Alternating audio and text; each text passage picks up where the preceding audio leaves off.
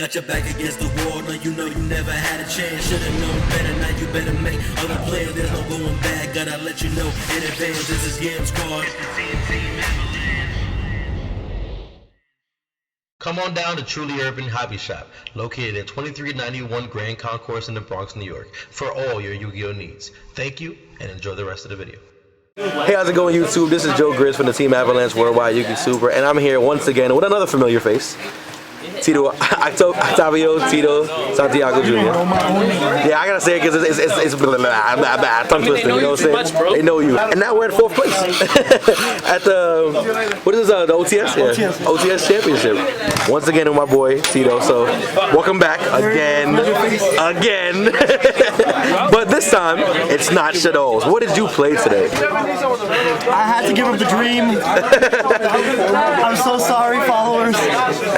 Necklace is a bit too much to handle as a Shadow player, so I gave into the quote-unquote helmet of the format, please. The kill dots. But we'll get into the deck profile. Yeah, we'll get into it real quick. Hold up. The light. Hold up. Alright, go ahead. It's pretty standard Qliphort. It's the 3 scouts, the heart and soul of the deck. If you don't believe in scouts, you don't believe in playing this deck. Played triple disc. It has to be the best monster in the deck.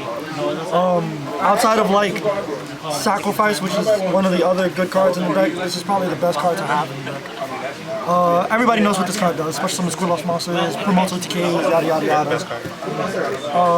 I played 3 carriers. Not really much to say about this, it's pretty self-explanatory. Also, I gotta throw in there that his only losses today were to the winner of the tournament. Yeah. Twice. So last round of was it last round? The last round of Swiss, I lost in the mirror match. Jacob, who won the whole entire OCS, and in top 4, I lost to Jacob again. The mirror match. 2-0. He 2-0'd the shit out of me. Kryptonite twice. I could not draw monsters to save my life. Like, I've been drawing beautifully all day. Games were fair. I never bricked, but for some reason that game 2, I just decided to not draw monsters. Then I moved to the 2-0s. It's 2 Qliphort Stealth. I think this card is really strong. It doesn't really OTK as much as this does, but resolve level 8s are kind of hard for most decks to deal with, especially through monster effects. And like being able to, bounce something uncontested is pretty good. Like there was a game I won where I was able to Helix pop his back row and stealth bounce a monster without a response, and like it just won me the game right then and there because he couldn't respond with the MST that I had bounced to MST my zones, and I just pendulum something for the win. Then it's double Helix. A lot of Qliphort decks used to play 3. I'm just following the suit in this with like what I've been told from like people that are helping me out with the deck list and whatnot. I also figured it wouldn't be as good because of Necros. I mean, it's not only because of Necros. It's also because like there's multiple reasons to it not being good. Like it's not a back row heavy format anymore except for the mirror match. And against the mirror match, the only thing that you really want to pop is maybe the scouts or the zones. Yeah. Like so, it's not really called for now, but it is. Tito, I love you. I love you too, Mom. The only crucial thing I see about it is the fact that it's a grade 9. And it's not his real mom, but I love you too, Mom. Yeah, it's real mom. But I just think that in the future I might bump it back up to 3, but right now 2 is really working out well. I play 1 Qliphort monolith for right now. I tried to get the second one before the tournament started, but I just couldn't. Did we play 1 monolith, 1 cat? I play 1 monolith and 1 cat. Because Jacob ran 2 and 2. I was like, bro. Yeah, like, but no stealth though. That's why. Yeah, I strongly believe in stealth being a good card because it gets you out of problematic situations. Like there's just certain things that like sometimes you want to keep your vanities on the field. And like you don't want to summon disc. Like you could sack the stealth, send the sacrifice goes to the graveyard, and since vanity starts on a new chain link as chain link 1, the stealth can bounce the vanities before it leaves the field. So it's little tips and tricks like that that like make stuff that, you know, a little good. But playing zero was just absolute madness to me. But I would really love to play 2. It's just this card is so hard to freaking get. I don't know why. So like the next best thing I thought of was either this or limited removal, being that this promotes game states is better. Those are the monsters for right now. It's, I believe, 16 monsters if I'm not mistaken. 2, 4, 6, 8, 10, 12, 15 monsters. Now we're gonna go to spells. It's of course the triple summoner art, pretty self-explanatory. The triple sacrifice, which is possibly the best spell card in the deck, next to Summoner's Art, because Summoner's Art just gives you the best card in the deck, which is Scout. I played double MST. I really want to change this to not play any MSTs because, like I said, there's not really that many back rows, and popping an opponent's Scout is not really that important game 1. And I main deck the 1 Storm. The reason why I want to take the MSTs out is because I think I want to play more Storms to, you know, promote clearing out like back rows and stuff, like against the decks that do play back rows. Instead of ringing pluses instead of just, you know, going 1-for-1s and going plus off the sacrifice. Like every game where I opened up MST sacrifice, I was like, this is so minus. Like I have to force MST, like force pop my sacrifice with an MST, and it's like there's no plus out of that. Like at least with the if I have the storm, I can wait a turn if I don't dive to the mirror match and storm their back rows along with my sacrifice and actually be able to like promote OTK instead of just being -1 off the bat. And then the staple one of the ridiculous Snatch and Steal. A lot of people don't like main decking Snatch and Steal, but in this format, there's only 2 decks. It's like, to me, there's only Neklovs and there's only Qliphort. So like against Qliphort, this card is ridiculous, and against Neklovs is not that bad. Like it could potentially win you the game if you drop the reference low enough. Like you can steal a monster off the board. Like well, besides the fact you can steal a monster off the board, but like, you can steal what's the name of the ritual monster that you use to not special summon? Decisive? Release it.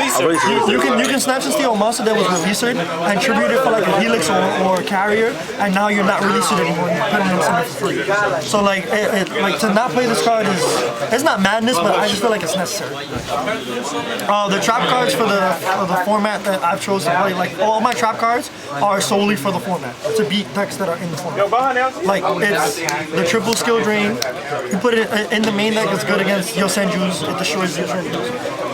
It's good against it's semi good against Necros to prevent the true shooters and stuff like that happening. And the Manjus and Senjus as well. But it also serves as a double cypher because they can make my Qliphort monsters all bigger without, you know, actually just normal summon them, and then under sacrifice they all become their highest stats. And then once it leaves, like if I storm it off the board, they stay like that, so it's pretty good. Then it's the Trip Vanity's Emptiness. You flip this against Neklovs, I don't believe they have a chance of winning. Like outside of destroying cards on your field, but if you have Qliphort cards, like they go to the extra deck on top of the extra deck anyway, so this doesn't leave, and they just can't handle this card.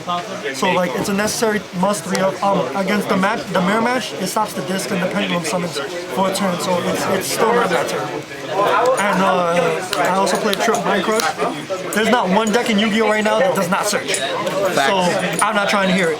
If you're not main decking Mind Crush, you're obviously not living in 2015 right now. I need a third actually. I've been trying to get like, I'm winning 2. You cannot name a deck that's being played right now. You cannot name a deck that's being played right now that does not add cards to the hand. The only deck that I can sit there and think that doesn't add cards to the hand, and they still do because they have monsters that do that, is the Ritual Beast. Like it's the only deck off the bat that doesn't just like, oh, you know I have this. But like the only one that gets them that is that the level 4 that vanishes and in 2 turns you get it. Yeah, so that's the only one that you really know. But other than that, against Neklovs destroys them, against Qliphort destroys them, against Yosenjus destroys them. The Talon Knights destroys them. Even Shadows, if you play against any Shadows, even against BAs, like this card is just, it went from like, it's crazy how it went from 0 to 100 on how good it spiked. 0 to 100. So like, real quick. The whole squad needs to be playing Mind Crushers on some real shit. Bars. But like, it's just, it's too great. If you're not playing it, you're insane. That next card in your hand, are you playing 3 of those? Did you I was playing 2. Philip Miranda, always thank you for this. But this card is just way too savage. Like, yes, I'm playing 3 now because, like, against, and you can name any matchup. Oh my God. In order to win, you have to attack me. So if I clear your board and then just like put 8,000 on board next turn, game, like, obviously the game's over. Yosenjus get bodied by this card because they think they're safe by poking me directly. Nope. The mirror match gets bodied by this card. They want to pendulum summon all their monsters, sack for disc, not pop my back rows, and then try to attack the game. Nope. And then I get to do the exact same to them. It's not that effective against Necros, but it does come into play that I just don't get to take damage. Like, they have to attack to deal damage. And if they don't get a successful attack through, that means that more scouts I get to play. So like, once they told me that it was at 3, I didn't believe them. But now that I know that it's a fact that it's at 3, I refuse to play any less than 3. It's either 3 or 0. I'm not trying to hear any fancy shit. And then the other 2 cards left in the deck is the 1 Climate Change. I think this card is really good because everyone's goal against Neclos is to pop scouts, to pop pendulums, to like, you know, put all these, like to MST all these cards fairly win. So like, it gives you that extra advantage. And as a 1-of in the main deck, it's not that bad. Like, you can search it with scout to like instead of doing the whole sacrifice get scout, you can search this and set it, and then if they destroy the scout, you have a scout in hand. If they don't destroy the scout, you get to like tribute for disc, bring out 2. When they die at end phase, now you have 3 fresh cards in your hand. Once the cards get destroyed at end phase, and if they do pop the scout, that's another choice you have. So it's like it's a snowball card where it's like it's not good turn 1, but every turn after turn 1 it's broken. And the bottom is trap hole. It's You don't like warning? You don't like? I don't like warning. I don't like compose. Torrential. Torrential was a thought, but I didn't want to like if I'm pendulum something, I want to keep my monsters on board. I don't want to torrential. Even though I could just bring them back next turn, but there's no guarantee I can live next turn. Because like like my opponent could just go, oh, bluff summon this. I flip the torrential and then they go, okay, put diarrhea on board and no escape. So like the bottomless is good because against pendulums it stops, it destroys all of them. No soul transitions? Nah, that card is terrible. Soul transition is bye-bye. Like, The poops. it was good when the meta was, slow. But now that Qliphort's only chance of winning is to speed up the deck. Like, sure, Soul Transition is a essential like plus, but it's too slow to set up. And like, there's other trap cards that are much better than Soul Transition. I don't play Upstart Goblins either because I don't believe in giving the mirror match more life points. And the point of the deck is to deal 8,000, not 9,000, not 10,000, not 11,000, 8,000. So I'm not trying to give my opponent like this out. And like, it played out very well today. People were just saying that I'm lucky because I draw scouts, but like, if you're playing the deck and you're not planning to draw scouts, you're not planning to play the deck. So like, you have to sit down every game and tell yourself that I'm gonna draw scout, and that's what I did today. Every single turn, it was I'm gonna draw scout, I'm gonna draw scout, and I drew scout. I can't say nothing more to it. I do apologize for the rest of the profile, guys. I won't be giving a side and extra deck profile on the profile. Like, my side and extra deck was really made, and like I don't think you guys deserve to see such crap on the profile. And it's your boy Joe Grizz signing out. CMP's YouTube, and yeah, high five. We got this. Later. Please stay connected with me by adding me on all my social networks on Twitter, Instagram, and Facebook. Just copy the link into your search bar and add. Thank you.